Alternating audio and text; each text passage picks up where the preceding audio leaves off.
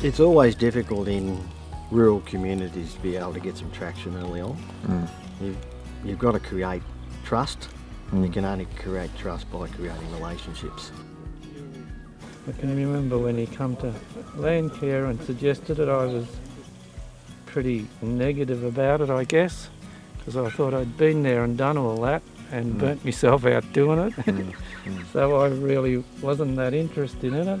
And then you said, well, it's not going to be like that because we're going to get funding and we'll get fencing contractors and have planting days. And then I went home and thought about it, and I thought, let's go for it. If the landholder wasn't keen to be on board, he'd see what the neighbour was doing, and it sort of snowballed. The effect kept snowballing. They'd look across the fence and say, oh, how did you get that done, and who paid for that fence, and oh, Landcare did, so there'll be an easy answer for us there. The model that we use could be really easily replicated if other Landcare groups wanted to do the same thing. And it really demonstrated that a community group could actually lead a project that was quite complex. We had approximately $1.7 million that was expended over 4 years, and the works that were achieved were done where many other people tried but couldn't achieve those works. So there was plans that were put out there to link up the Wombat Forest and the Lurdy through to the Werribee Gorge, but it really remained on shelves and were unable to be put into action. But having the community group on the ground and having us able to bring the landholders along with us, it meant that we could achieve a lot more works than could be done by the agencies themselves. So what we have with a lot of the remnant bushland is an island of biodiversity. And so what we have behind us with the Lurdy State Park is an area that's pretty well isolated from other patches of bush. And it's isolated because between them is all the farmland, which doesn't have a lot of trees on it. So to have, you know, a possum or even a bird, a small bird or something else trying to move from that patch down through to the Werribee Regional Park, it's almost impossible. So tell us, Tim, about the starting of this Biolink project. How did that come about? The CMA were pretty big on the idea of biolinks. Yep. And the chance to join continuous areas of forest, there weren't many opportunities to do that. And the landscape enabled that to happen here. And working off a basic premise that the landscape's the way it is because the decisions have been made in the past, and we can change that if we make different decisions. Good. Yep. And that was the opportunity. We had the idea, we had the desire, and then we found the money. The process for establishing the Biolink project was quite drawn out. We actually had a landholder who was at the top of the Korkuperrimul Creek start to gather some people who were interested in working with Melbourne Water and doing waterway rehabilitation. And that was in about 2007. I was down the end of that cluster of people who were keen to do the work. So we had maybe about 8 people in 2007 that were willing to do works on the Biolink. But when I approached Melbourne Water to try and get a consolidated project that they would fund, they were not interested. They were interested in funding individual landholders with their stream frontage management program. The first really meeting about the project happened between Tim Bloomfield of Grow West and myself. We decided this was a great idea because it allowed us to apply for funding from Vision for Werribee Plains, and that provided about $700,000 over 2 bites, which allowed us the seed funding to go to Melbourne Water and say, why don't you come on board and help us with landholder stream frontage management programs. Now, early at the start of that project, the Pentland Hills Landcare Group required that we actually had an extension officer appointed that would manage a lot of the on-ground works, have independent decision making and lead the project, and the third thing was that it would actually have funding delivered directly to it to actually run the project. And it worked really well. The collaboration between Melbourne Water, Grow West and Pentland Hills was a great success, and we ran the project for 4 years with the extension officer employed to be a go-between between the landholders and the agencies and make sure that the landholder wishes were satisfied. Look, I think it was absolutely vital to have a paid person there and also someone that was local. I had a great network of people in the community that I knew, but I also met through the Landcare Group other people as well. If we hadn't had somebody who was incentivised to make things happen, I don't think things would have happened as quickly as they were. Ultimately, my directive from the Landcare Group was that we're doing this for the landholders, so it needs to be a win for them as well. So we sort of would weigh up what needed to be done, but we ensured that everybody got what they needed out of the project. Well, I think the thing that really made it practical was that we just made the decisions from an implementation committee where we were considering each site as we went along, and we had that ability to just make the decisions quickly to engage the appropriate contractors, and away we went. So what I'm hearing is that there was flexibility in the project. We had a committee which we were all part of, and I think there was about 10 members in total, and we all made decisions as a collective. We weren't rushing off and doing something, and we had flexibility to say to Ron, what sort of fence do you want? And then if there was a top-up of $2 or $3 on top of the Melbourne Water allocation, we could put that in from the Vision for Werribee Plains money or other money that we had.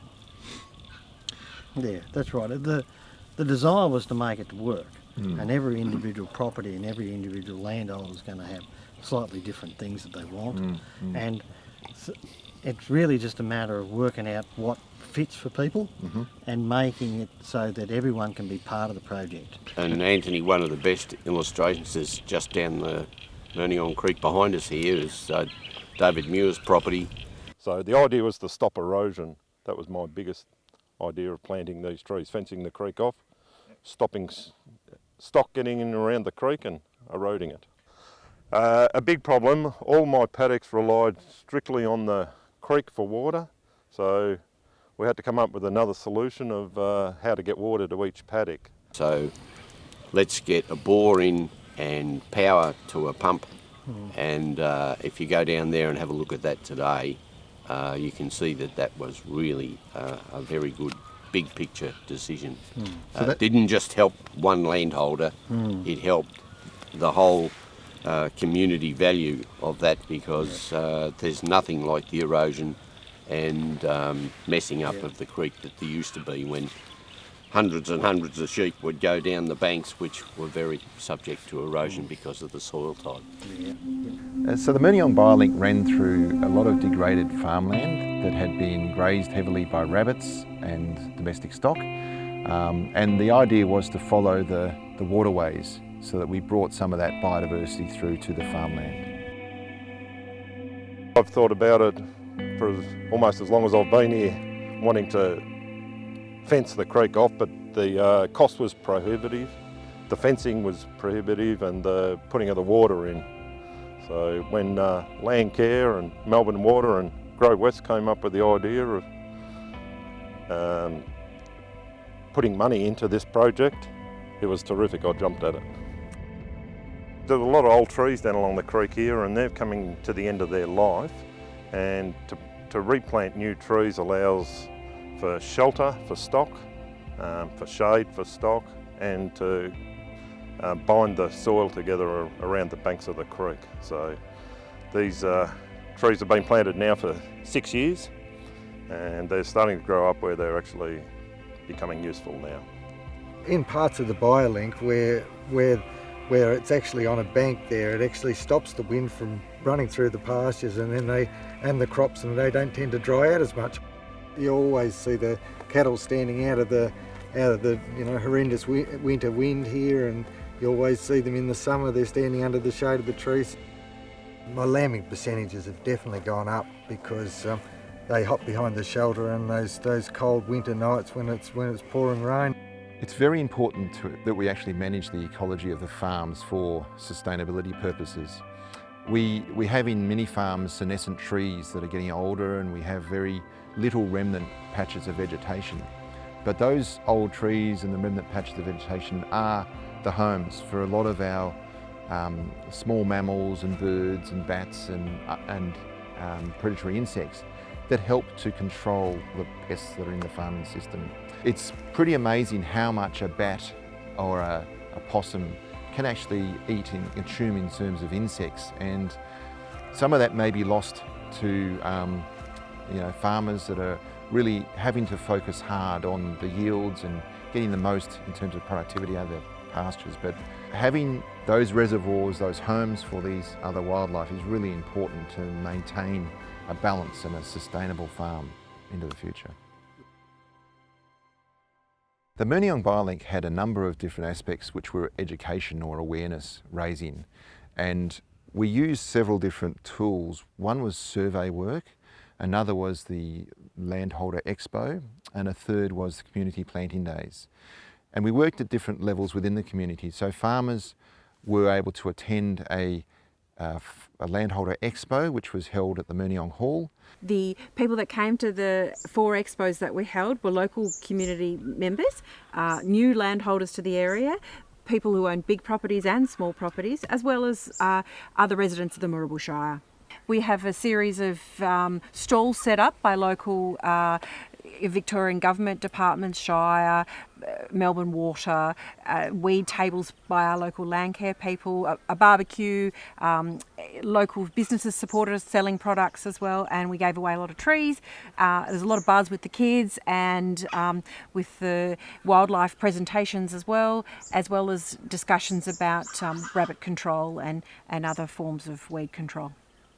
And the sort of energy and chatter that was generated through that expo was really important, because it wasn't forcing any issue into the farmer's head. It was saying, if you want to go over to the table of weeds and have a talk to the person who says this is how you control weeds, you can, or you can just allow that to permeate and diffuse in a very passive way. We had, I think it was 4 community planting days, Yeah. and we involved school groups and some of the corporates too, to try and bring in that green image for them and get the work done. We invited them to come along, and then we would set them into teams. Some would be led by local landcare members, and each team would have a colour, and that would give them a sort of a sense of purpose and direction, and a team leader for the day. The community planting days were really successful for the Pentland Hills Landcare Group. And the bit that's important is that success is the way in which the people work together. Yep. And that there weren't trees there, they work together, and then there are trees. If you just want to put trees in the ground, you get professionals and they do it. Yep. And you get lots more for the same money. Yeah. This is a process where you need the people on board. Yes. So yes. in a way, it's a little bit about money, and it's a lot more about commitment. See, these people can become involved and they make a commitment to it. Others see that commitment and they'd like to be part of it. So this is a planting day that we did in July 2011. It's a 3.5 hectare site. We planted 3,500 trees, and it's located just on the Korkuperrimul Creek with the Lerderderg State Park behind us. It was absolutely wonderful. You did feel that everybody just loved trees. It was a great education for the primary children and the school children, and it was a great help. Instead of plodding along planting 50 trees a year, to have an all-out planting day was just an absolute delight and a joy. The third thing, which was the animal and plant surveys, we actually got separate funding to establish cameras in trees to monitor the wildlife to see whether we actually have an improved amount of biodiversity. And we got the school kids involved to actually build the little nest boxes and get the cameras organised and help put them up. So we determined there was sugar gliders down the Korkuperrimul Creek and in the Myrniong Creek that really was exciting for the kids, because we could go into the classroom and show them the photos of what's in their environment, and they had a better appreciation. And of course, kids being kids will take it home and start talking to their parents, and then that raises the awareness as well. When you saw the new trees starting to grow, what was the change like? Was there more bird life and other things happening? Oh, for sure, yeah. It's good to go down there of an evening and have a nice evening and hear all the birds singing, especially this time of year, a bit earlier. They seem to be very vocal, don't they, in August and before they, I guess when they start laying their eggs and that. When we talk about the movement of biodiversity through these corridors, it's really important to have nodes included within them. And so what we tried to do with the Biolink is not only have a ribbon of narrow connectivity, we tried to include clusters of larger areas that the wildlife can get to and establish itself and then move on. So right in the distance there, we've got an example of some degraded hillside along the Korkuperrimul Creek. We're currently standing in a plot that my husband organised to plant with the Landcare Group, which was not dissimilar to that 11 years ago. This area, although it's not necessarily on the creek, has provided an extra node for the wildlife and the birds to come back and inhabit, and a lot of wildlife coming through here, wombats, kangaroos, into this area. And we've also managed to suppress the weeds with the amount of trees that we've put in here. It's not a weed issue anymore. The other thing we tried to do was, because the Myrniong and Korkuperrimul creeks ran almost in parallel from north to south, we tried to see how we could connect between them. So we established a series of ladders, or rungs I should say, of the ladder, moving through the farming landscape. It achieved 29 kilometres of connectivity within 4 years. Now if you ask many agencies about their work in that area, they would be quite impressed by that level of achievement on the ground. Working with a number of agencies was really important for the success of the project. I think many of the projects that had been tried and failed with community groups were because there wasn't a really strong relationship, and we tried to bring in as much of the skills and knowledge that was in other agencies into our Landcare group as possible. We used the knowledge from outside and we ran it for the farmer's benefit, not for an individual agency benefit.